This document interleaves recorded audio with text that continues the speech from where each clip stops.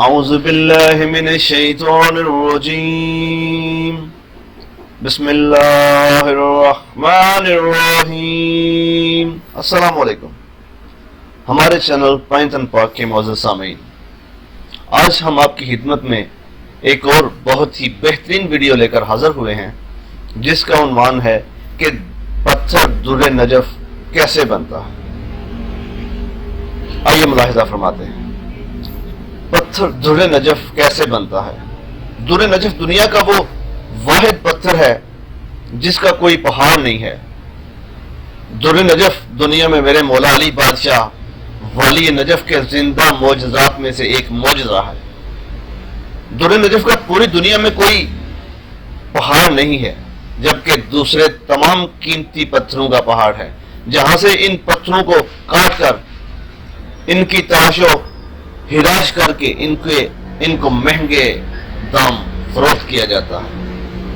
جتنے بھی دوسرے پتھر ہیں وہ ہر کسی کو موقف نہیں آتے، لیکن مولا امام حسن عسکری علیہ السلام کا فرمان ہے کہ در نجف دنیا کا وہ واحد پتھر ہے جو ہر مرد اور عورت کے لیے فائدہ مند ہے۔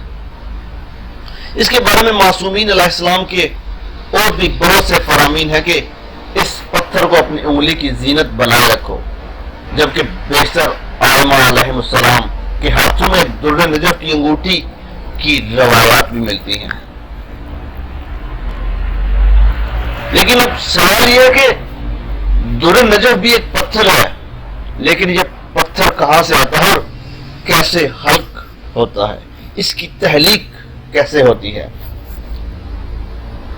در نجف دنیا کا واحد پتھر ہے جس کی تحلیق بارش کے قطروں سے ہوتی ہے۔ جب بھی نجف اشرف میں بارش ہوتی ہے تو مولا علی شہنشاہ بادشاہ علیہ السلام کے روضہ مبارک کے بالکل ساتھ ایک ہزاروں سالہ قدیمی قبرستان ہے جس کا نام وادی السلام ہے۔ اس قبرستان میں ہزاروں پیغمبروں کی قبریں بھی ہیں۔ جب بھی نجف میں بارش ہوتی ہے تو بارش کا جو قطرہ اس قبرستان میں گرتا ہے وہ در نجف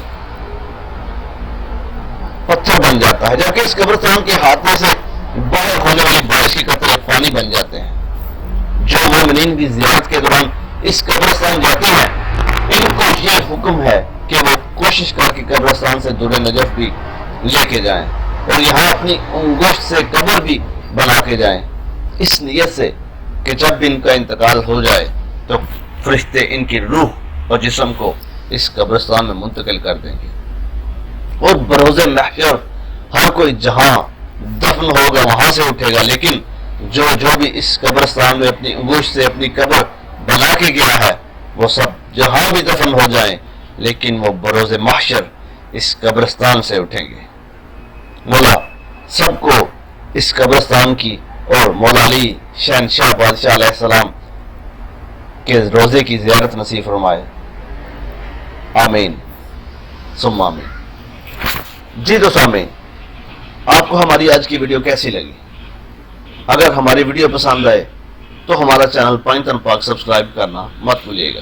السلام علیکم۔